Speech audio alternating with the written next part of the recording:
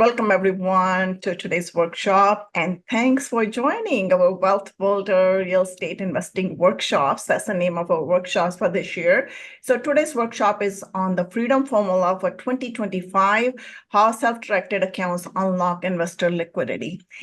And we're excited to have Joel Landon, my good friend, and a VP of Partner Relations at EQRP with us today. Joel will share how self-directed retirement plans can transform your financial future. So welcome, Joel. Super happy to have you with us today. Yeah, very happy to be here as well, Vinki. I'm always excited to join your community and share some insights to help those that are looking for some financial freedom this year.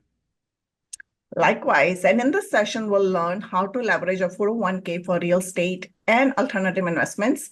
Also, we'll learn rollover traditional retirement accounts into self-directed plan. It's called SDRA. And also, we'll learn how to maximize tax benefits and gain more control over your retirement savings. With the US retirement market valued, I think around 30 trillion, if I got that number right, understanding this strategy can be a game changer for building long-term wealth. So get ready to unlock the power of self-directing investing, or better said, the freedom formula. But before we get started, I have a small little disclaimer.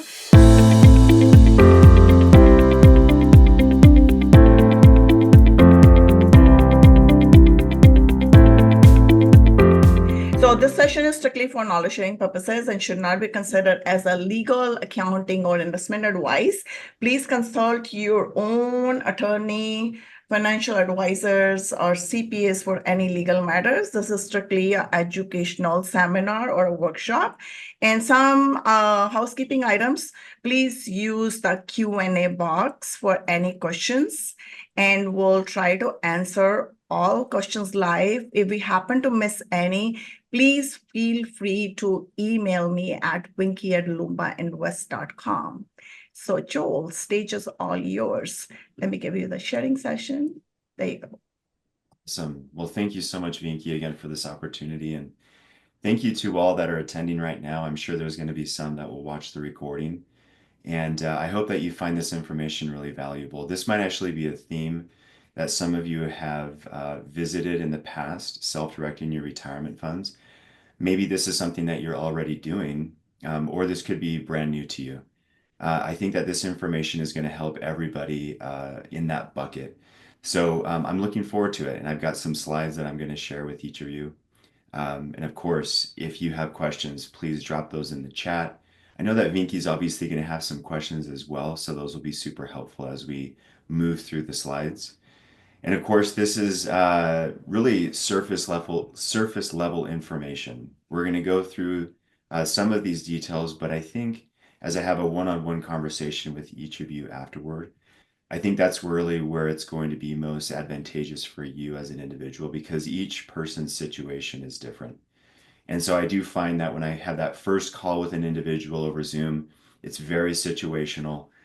So please, like I said, there's going to be an opportunity at the very end for you to scan a QR code that will direct you to one of Vinki's pages where you're going to be able to book a call with me directly. Additionally, you can also get access to our virtual book. We have about a 15-page virtual book that will email you as well. It'll summarize a lot of what we talked about today and go even a little bit deeper into the details for you. So really grateful for this opportunity. I think before I switch it over to the slides, I'll share a little bit about myself, not too long, but I live in Northern Utah. I was mentioning that to Vinki before we started. It's super, exciting to be back here with our family and our friends. I spent the last couple of years with my family in Alabama. That's actually where our company's home office is located. I work for EQRP, which stands for Enhanced Qualified Retirement Plan. And what we provide clients is a self-directed retirement account, whether that's the self-directed IRA or the solo 401k. We can help you with either one of those. And in fact, today we'll talk a little bit about the differences between each one of those accounts or plans. But ultimately, both will allow you to invest retirement funds in alternative assets. So it's a really exciting theme that we'll go over. Just to kind of wrap it up personally, I've got 4 daughters. I've been married to my wife now for 18 years, and I come from the banking industry. I started there in my early 20s and evolved over time worked for different companies, and ultimately got introduced to the self-directed retirement industry about 6 years ago now. And it's been really exciting ever since. So let me switch over my screen here to some slides, and we'll get started here. Okay. So today, just like Vinki mentioned in this workshop, we're going to talk a little bit about creating liquidity through a self-directed retirement account. We like to say unlocking the power of self-directed retirement accounts because it is actually very powerful to have access to your retirement account. And I want you to think about yourself, and I want you to reflect on maybe some of the retirement funds that you've accumulated over time. Maybe you're an individual that's worked for a W-2 job and you've made contributions over time, and you've potentially left one employer and moved on to another one. Or maybe you're an individual who's contributed to a Roth or a traditional IRA over the years. I want you to know that this information today that I'm going to share with you is so valuable because now you're going to have access to take those retirement funds and move them into alternative assets, much like the alternative assets that Vinki offers her clientele. But a question that always comes up for individuals who are hearing about this for the first time or even revisiting this topic is, why should I choose a self-directed retirement account? Or why should I even choose to take control of my retirement funds? And so I listed a few of the reasons here for you to take a look at, but one of the primary reasons people like to take or why they choose to take control of their retirement funds is because they're looking for liquidity. I'm going to go into more detail here in just a second about how it all works, how it functions, how people are actually able to take control. But one of the first things that I just want to go over is the fact that people choose to do this because they're looking for access to capital. I want you to put yourself in a position where maybe you've identified an investment opportunity that you're really interested in. Maybe Vinki is launching a new offering and it's very exciting. It's something that you want to be a part of. But maybe right now you don't have the personal capital to participate in something like this. Fortunately, we have a lot of clients that uncover that they can access liquidity through retirement funds that are with an old 401k or maybe an old 401a or 403b plan, maybe even an IRA that's sitting at their local bank. So this is one of the primary reasons people contact us, is so that we can swiftly move funds from those old accounts that might even be underperforming or not performing at all into an account that they can control without it being a taxable event, so that they can raise their hand and say, Vinki, I'm ready to invest. I have capital and I can do this. And fortunately, Vinki's equipped and set up so that she can bring you in as an investor with your self-directed retirement account. So this is the primary reason people reach out to us. A lot of people, connect with us because they are tired of their retirement account not performing the way that they want it to. And they've done the research, they've watched the content, and they now understand that if they could but just take control over their retirement funds, they could do better with what they have available to them. Um, we in this industry, we're fortunate to be exposed to alternative assets, and there is a wide variety of them. And I'll share a little bit about what those asset classes look like later on. But once we get exposed to those alternative assets, we want to be a part of it. Maybe there's a land fund that we really want to be a part of, or maybe there's a venture capital opportunity in technology. Maybe you want to participate in some AI technology and you want to walk in as a venture capital investor. Well, you can do that with your retirement fund, something that you would never be able to do with a traditional company sponsored 401k. To just kind of wrap this up, I just want to mention again, diversification beyond traditional stocks and bonds, the opportunity to achieve higher returns in niche markets, and last but not least, the tax advantage growth and savings potential. You've got to remember that one of the reasons retirement accounts were created initially was so that we could have tax advantaged opportunities. You think about why we contribute a portion of our paycheck to a retirement account. It's so that we can lower our taxable income. and live on that money that we've saved in that retirement account at retirement. Or maybe you are making contributions that have already been taxed into a Roth account. I know a lot of people have done that. And when you start doing that at a young age and you invest that money, now you're living on all of these tax-free gains at distribution. So again, these plans were actually designed to help people save money in a tax-advantaged way. So before I dig into these details here, Vinki, do we have any questions? Yes, I do actually, because I have a couple how-to questions too now, because a lot of people, they understand, there is a self-directed or there is some custodian that I need to move my money into in order to use it for the real estate investing or any alternative investing, because and the concept is not clear to most, I would say, over here, that why can't I use my 401k? Whether I'm sitting with a Merrill Lynch or Charles Schwab, why can't I just directly use those custodians and invest? So if you can shed some light on that. And also the part two of the question is, how can you determine if a self-directed retirement account or SDRA is the right choice for me? That's the bigger question that I get all the time. Phenomenal questions to kick it off. So the main reason why, for example, an individual can only invest in stocks, bonds, or mutual funds with their company-sponsored plan is because it's an administrative issue.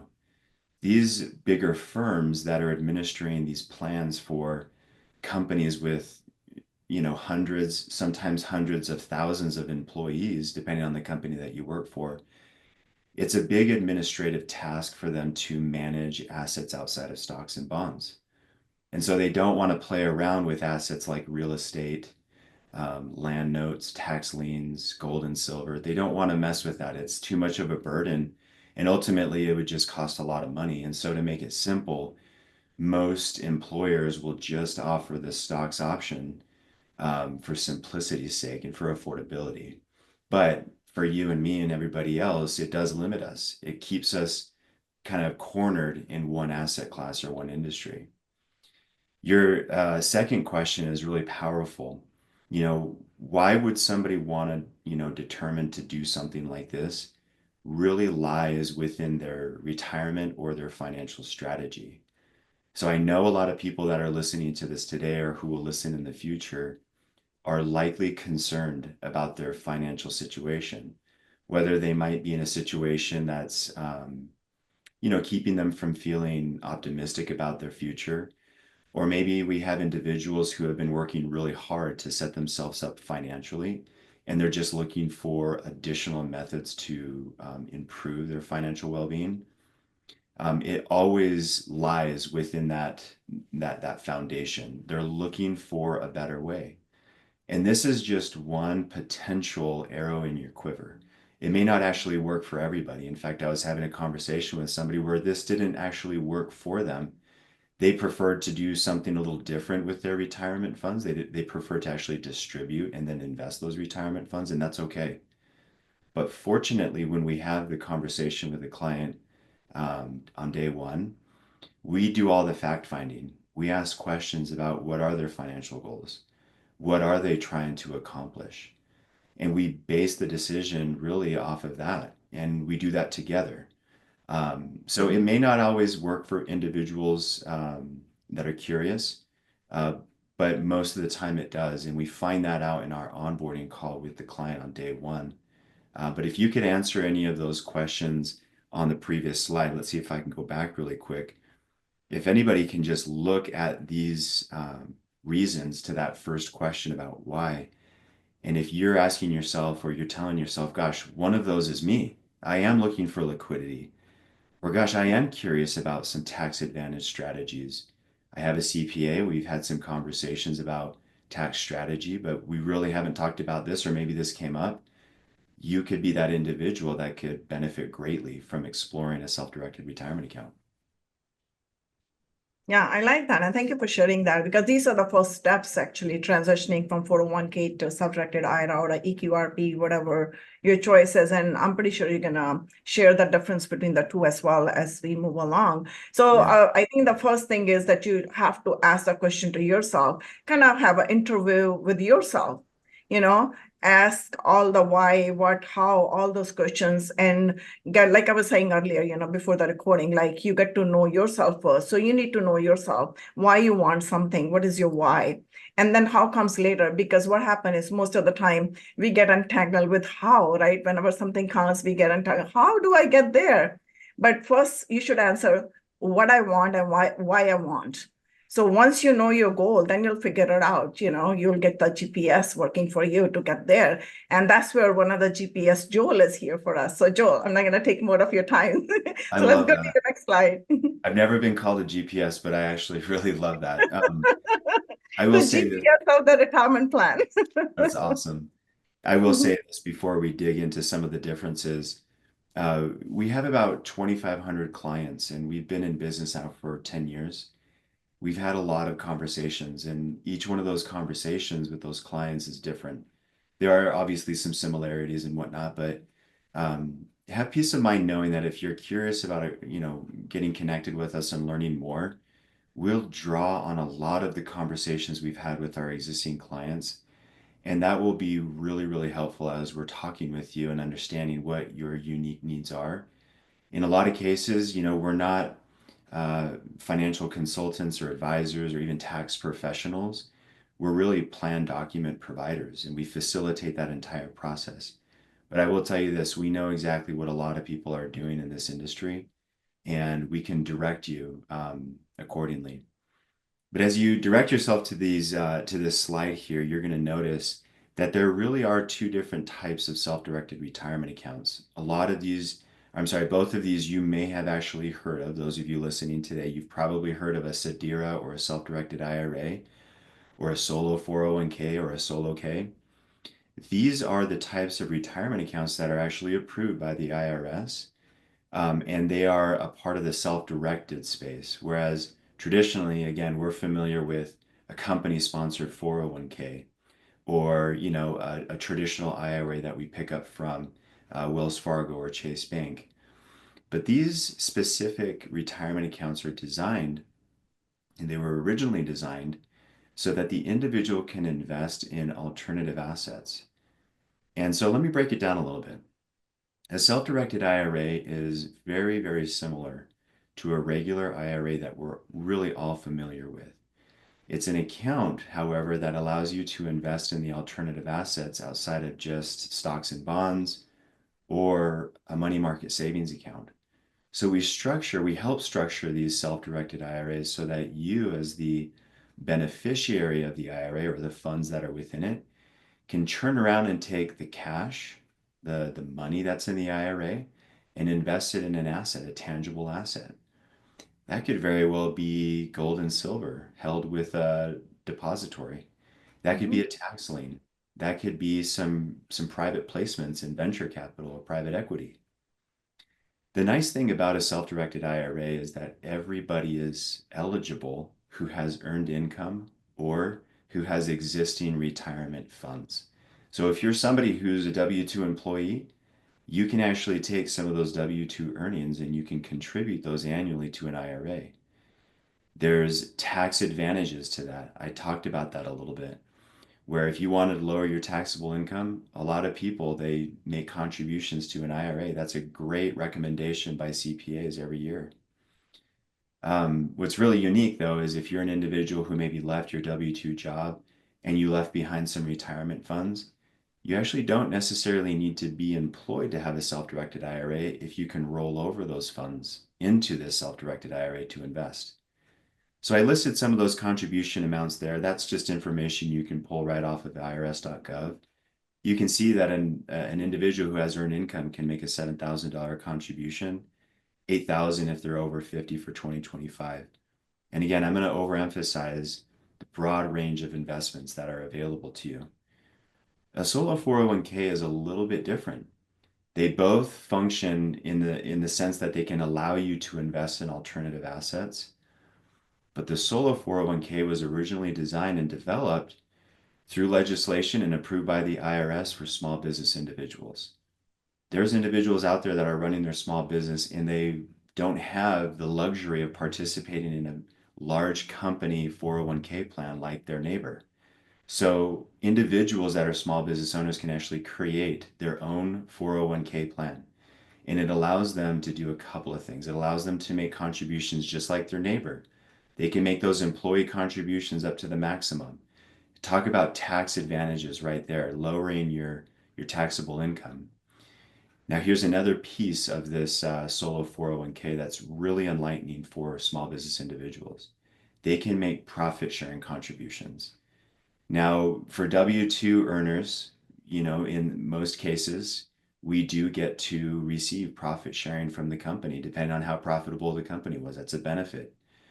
For the individual who runs their own business, not only are they able to take profit sharing from their company and contribute to their solo 401k and then invest, but that profit sharing contribution that they just made from their company is now um, a deduction for their business. So again, now it's a tax advantage for them as an individual, but it's also now a tax advantage or benefit for their small business. So really, really exciting for individuals who are self-employed, who are exploring some ways to reduce their taxable burdens and ways to invest in their future. Now, just to wrap up this solo 401k segment, because it does follow Section 401 of IRC, it does allow individuals to take loans from their 401k funds, just like we could with our company-sponsored 401k. I can't tell you how many of our clients do whatever they can to opt for a solo 401k so that they can take the personal loan or so that they can make the profit sharing contributions. There's another thing that I'm going to go into here in just a second that's really valuable, and I'll talk about eligibility with the solo 401k briefly. So like I mentioned, in order to qualify for a solo 401k, you have to have business activity. And that does range broadly. Individuals who have solo 401ks could be a very profitable one owner business, one owner, no employee business.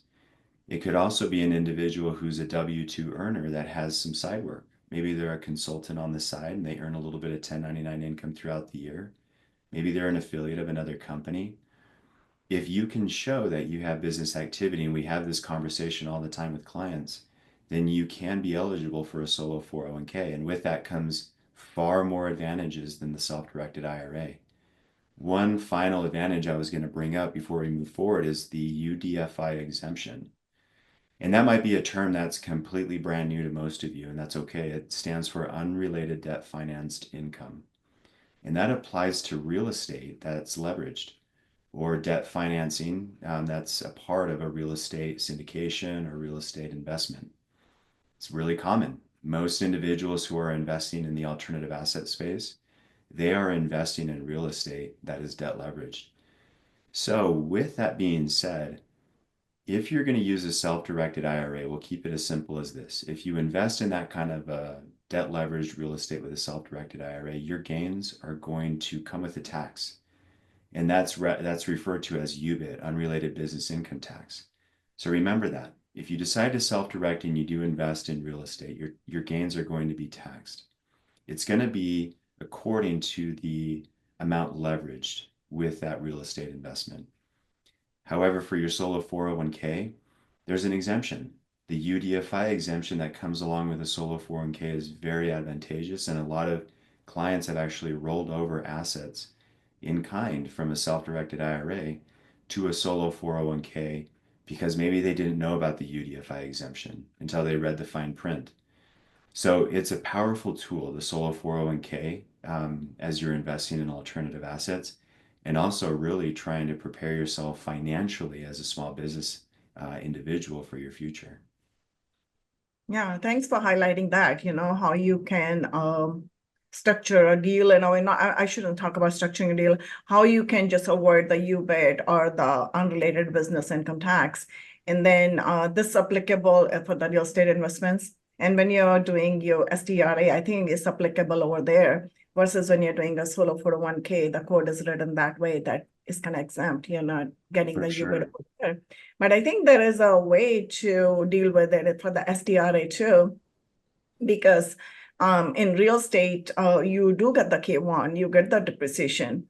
So the reason you get the unrelated business tax is because there's a leverage. Because for the real estate deals, we do get the loan, and that loan, that's where you get taxed on. So, but then you're getting a depreciation too, in the K1, which you can offset.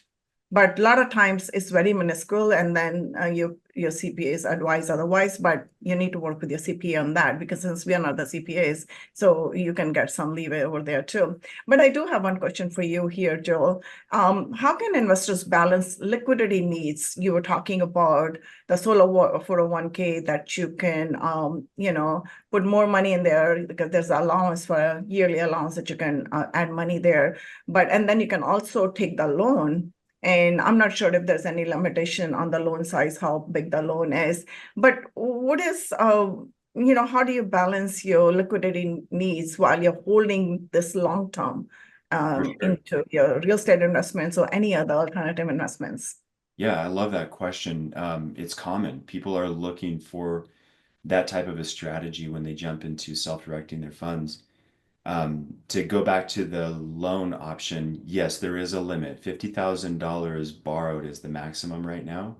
It has changed over time, but it's 50,000 right now, and it can't exceed 50% of the planned value. And the terms are really reasonable. And we go over that with the client, and we work with them to develop a promissory note when they do borrow from the plan. As far as the liquidity needs, a lot of our clients, they don't invest everything in one asset, for example. They like to hold a variety. I think that's one of the main reasons why they choose to self-direct, is so that they have a mix of assets within their plan. And so what a lot of them like to do is they will hold gold and silver as a hedge against inflation. And over time, it allows them to liquidate pretty quickly. We work with a depository. We facilitate that for clients that want to self-direct gold and silver. And so we can make that transaction happen pretty quickly for a client that might want to hold something that will not depreciate over time, but that they can quickly liquidate if they had an opportunity come up that was favorable. Another thing that a lot of our clients will do, they might have some long-term positions, but we'll set up a brokerage account for them with their self-directed account so that they can still have their funds invested in preferable stocks, and then they could quickly liquidate, like I said, if they needed to. So we aren't the strategist. We're definitely not the advisor, and we don't recommend a client set up their account and invest accordingly. But that's what I just shared with you is what a lot of our clients are doing right now. So I'm taking that from those experiences where we have clients that will give us a phone call and say, "Hey, I need to liquidate $100,000 in the gold I'm holding in your depository. I found something that I really want to invest in." And fortunately, they were positioned in that way so that we could quickly sell that gold and get those funds moved for them via wire transfer into their private placement. So that's probably the two examples of how people maintain liquidity while they're doing this. Great. So let me ask you one follow-up question too, while we're talking about this, and then let's talk about the risk management tactics too. Are there any risk management tactics that you are aware of, or in your experience that you use for your SDR investors, especially in the volatile markets, kind For of, sure. markets that we're seeing at current too, somewhat? Yeah, we always recommend that if somebody's going to self-direct on a grand scale, that they're working with either a tax strategist or somebody that has credentials to advise financially. Mm-hmm. We're not allowed to do that, and we want our clients to be successful, especially if they have a substantial value in their self-directed retirement account. We have clients that will roll over maybe $50,000 so that they can, invest in a private placement, and it may be only a fraction of their overall retirement value. And in those cases, it may not be advantageous for them to go and, connect with a financial advisor if they don't already have one, just to determine is this risky for me or not, this $50,000 investment? Most of the time, those individuals have connected with the investment sponsor. They've gone through the economics and they've honestly done the due diligence on their own. They've Mhm. researched, that asset class or that industry, and they've learned what the volatility or the risks are associated with that industry before they jump into it. However, like I said, if we and we do, we have clients that will roll over substantial amounts Mhm. from old retirement accounts into a self-directed retirement account. And we always recommend that they work with a CPA and a financial advisor so that they are taking on as much valuable information to mitigate risk. And most of the time, they have somebody already in their corner that they're working with. Thank you. Yeah, And I wanted to remind everybody, if you have any questions, please use the Q&A box right now and ask your questions, and Joel will answer live. for sure. All right, well, let's touch on a few things here before we move on. I, kind of glossed over a few of these thoughts here, but really the retirement accounts were designed for a few purposes, one of those being tax benefits. When you think about a pre-tax account, which a self-directed IRA and a solo 401k can hold both pre-tax funds and also Roth and or after-tax funds. So when you look at tax-deferred growth, that could be really beneficial for somebody who's working to lower their taxable income, save money, and grow it at the same time. I just spoke with a client last week. His name is Brandon, and he didn't have any money to roll over to a self-directed IRA, but he's been wanting, and he's pretty young, to start his self-directed retirement journey. So we opened up a pre-tax or traditional IRA for him. And this is in part to help bring down his taxable income. His income has changed pretty significantly this last year. So this was a really good move by Brandon. He wanted to start taking control right away. And fortunately for him, he doesn't have to worry about the tax burden today. He can worry about that at a later time, whether that's at distribution in retirement, or maybe his financial situation changes over time and he can convert that pre-tax money. So there's a really cool strategy, and it does vary based on each individual. Brandon came to us with his strategy. We didn't build that strategy for him, but we did provide him with the resources to make it happen. As far as the tax-free withdrawals, in a perfect world, we would love for anybody to distribute their retirement at retirement age tax-free. Nobody wants to have to pay taxes, especially in retirement. So a great strategy for our members is to self-direct and invest in alternative assets with Roth money or after-tax money. And it may work for them now as they're making contributions, or it may work for them as they're considering a conversion from pre-tax to after-tax. There's a lot of really cool strategies that our members take part in that they learn from their tax strategist or their accountant or their tax advisor. People will have pre-tax assets and convert those in kind. And it turns out to be a far lower tax burden for them than they anticipated when they do it that way.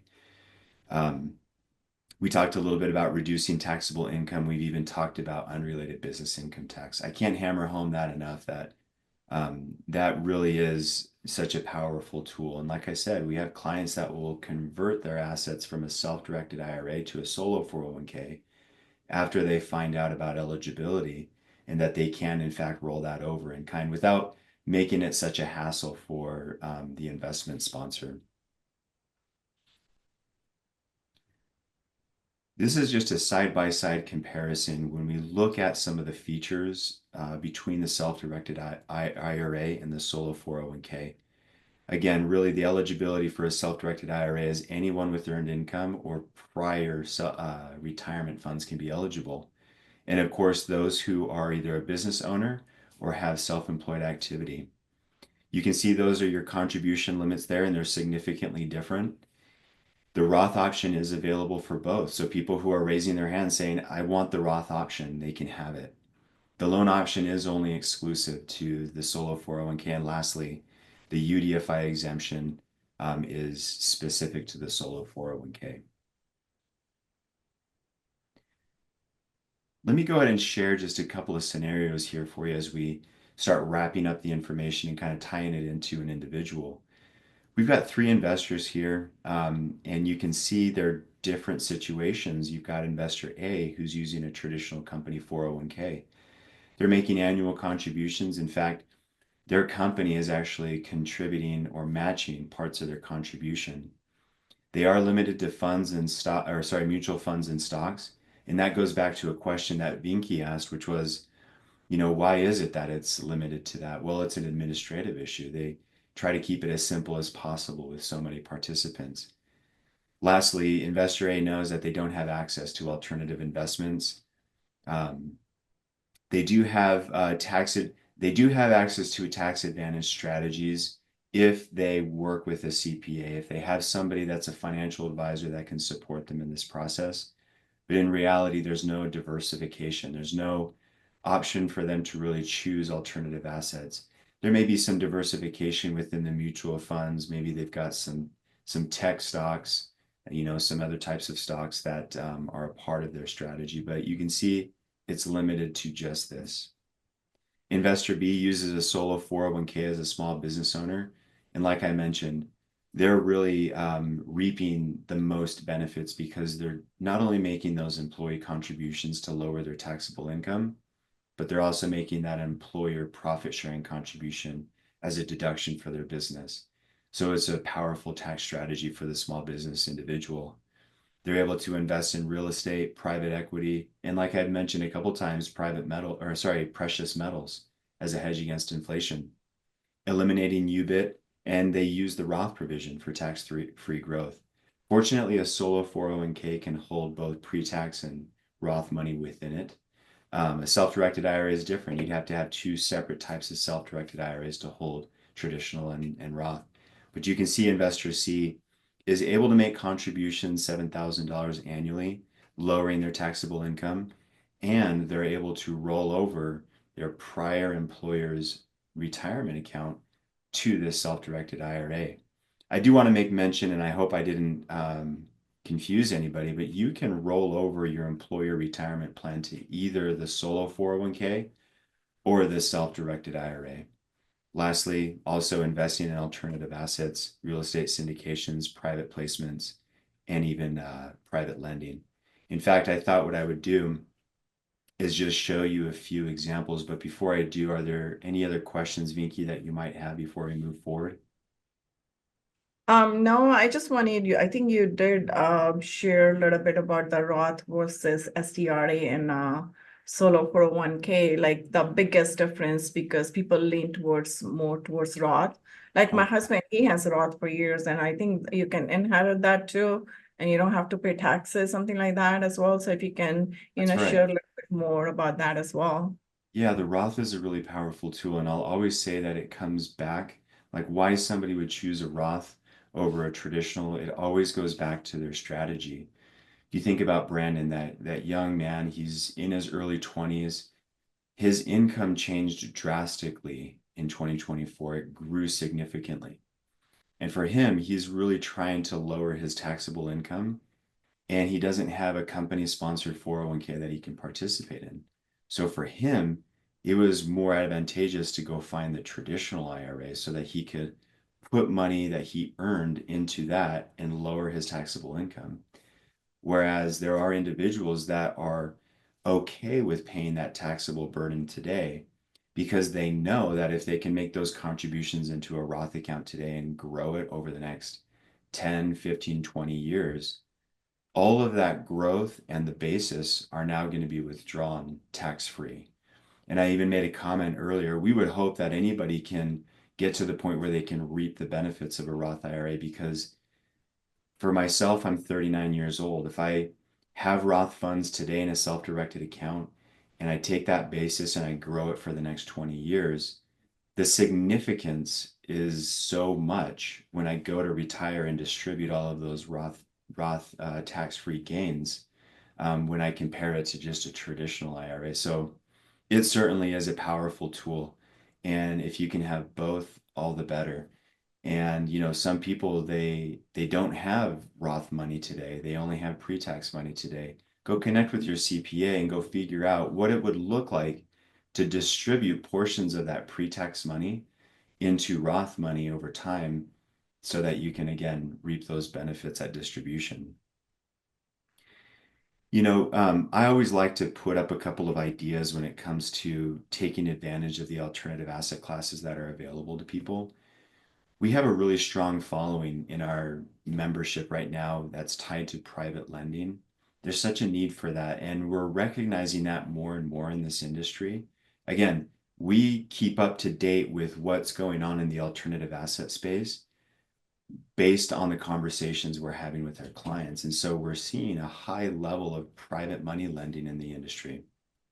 And for individuals who are curious about getting into self-directing and investing in alternative assets, private money lending is also a really great doorway or gateway into the alternative asset space because the barrier to entry is so low. You can actually walk into a private lending opportunity at a very nominal amount. I've done it myself with my self-directed plan, and it's surprising how simple it is with the potential for high returns. Private equity is such a advantageous market. There's a ton of opportunity out there, and what I mean by that is it's not just limited to maybe some Class A apartments. It could be, so far, down the other end of the spectrum that it could be private equity in some type of a startup, technology. It could be tied to land. So there's so much opportunity, and Vinki, it would be a great resource for anybody listening today to get connected with those. Not only does she have the opportunity herself, but she has a massive network that is obviously exposed to these offerings. Metals. This is something that not a whole lot of people recognize as a great hedge against inflation with their retirement portfolio. I gave a couple of examples earlier, how people are managing liquidity with a lot of their investments by holding a position in precious metals. We don't advise anybody to do that one way or the other, but we have accessibility to that. We've worked to create a depository relationship or a relationship with a depository so that our investors or our members can actually hold gold and silver within their plan directly. Cryptocurrency is obviously a hot topic. We're seeing a lot with Bitcoin. We're just seeing a lot in this industry, and it's going to continue to grow as regulations change over time. And of course, I touched a little bit on venture capital under the private equity topic, but people like to participate in early stage companies. And, if you don't have the personal liquidity to do so, your retirement account could be the place to get access to that. If you don't mind, Vinki, I'm going to go through these 5 FAQs. They're probably the most commonly asked questions. It might even provide answers to some of the listeners right now. But the biggest one is, can I roll over my existing 401k into a self-directed account? The answer is yes. So if you've ever severed employment with one of your companies that you worked for and you've had retirement funds with that company, then you most certainly can move that. Even if you've had those funds pulled into a new company's 401k or company sponsored plan, you can still have access to that. The only time you really wouldn't is if you're still employed with the company that is holding your current 401k contributions. There are some instances where we've worked with clients and it's just the way that their company designed their 401k that even though they're still employed and they've yet to sever employment, they can actually roll over all, sometimes just a portion. So we always like to have that conversation with the client and say, hey, you may not be out of luck. We can connect with your HR department and determine if you are still eligible if you haven't severed employment. So if you've ever had a 403B plan, a TSP 457, connect with us because that money is eligible. What are the fees associated with self-directed accounts? I'll just say for us, it does vary in the industry, but for us, it's $2,000 to set up. And that allows us to actually support the whole process. So the document creation, the account creation, the rollover, and then the ongoing support that we provide you. Are there restrictions on the types of assets I can invest in? There are. So it's a really short list and it's tied to arts and collectibles. So if you could think about any type of artwork, rugs, unique coins, collectible cars, those are off limits. These are really designed for you to go and invest in private placements. I'm going to go a little bit more beyond what I've just shared there because the next question says, can I invest in my own business? So this kind of intermingles. There's some people that you can't invest with. So I've told you can't invest in arts and collectibles. Well, you cannot invest in assets that are managed, operated, sponsored, influenced by you directly. So if I had my own business or if I was maybe a co-GP in an opportunity, I couldn't take my own self-directed funds and invest in that. Nor could I invest in an asset that is managed, operated, sponsored by my spouse or anybody else in my direct lineage, like my children or my parents. Everybody else is okay. So if it's my brother, if it's my cousin, my good friend, those are individuals, if you will, that I can invest in if they were co-GPs or sponsors of an investment. The second to last bullet, I will highlight that some clients who are looking to start their own business with retirement funds, they'll roll over their funds into a self-directed account. They'll invest it in alternative assets, and then they'll take that, I was almost going to say small business loan, but they'll take that personal loan from their 401k up to $50,000 to help finance some of their business. What kind of self-employed activities do I need to be engaged in to qualify for a solo 401k? So that's a really broad term or question, and it's because the IRS doesn't clearly define you have to have this amount of revenue, you have to do this much business activity. They don't define that. They only define the eligibility as business activity. The participant has to be engaged in business activity, and that varies quite a bit. That could be, a small amount of self-employed contracting work that you're doing throughout the year. And if you wanted to make contributions with that income generated through your small business, then you could do that as well. So hopefully that kind of clears that up there. I'm open for more questions. Thank you, everybody. This is a QR code that you can scan so that you can get access, like I said, to some free literature, as well as to our calendar. You've got my email address down there if you want to shoot me a quick email as well. But please, any questions? So there is a question in the Q&A. What Yeah. is the cost to the employer to have a solo 401k administered? So what is the cost for a solo 401k? Did I get that right? Yeah, administered. I think it's ongoing as well. Sure. Okay. So a solo 401k, what is the cost to the employer to have a solo 401k administered? So kind of like what I talked about, it for us, we offer the solo 401k for small business individuals. And the cost is 1,995. I always like to round it up to the nearest thousandth there, nearest hundredth. So it's just $2,000 to actually start up your own solo 401k with our company that will help you administer. And then ongoing after that. So after year one, to maintain compliance and the support, it's $900. It does vary a little bit. I will just say in the industry, it could be higher than that, it could be lower than that, and it's just going to depend on the level of support that you want or that you're going to receive. Some people want to do everything themselves, so they'll just go purchase the plan and do all of the other work on their own, and that's totally normal and totally fine. But hopefully, as a small business individual that has some contracting work or self-employed activity, it would just cost you $2,000 to set up. Great Great. question. I think it's a great presentation. I do have a couple of questions for you, Sure, and yeah.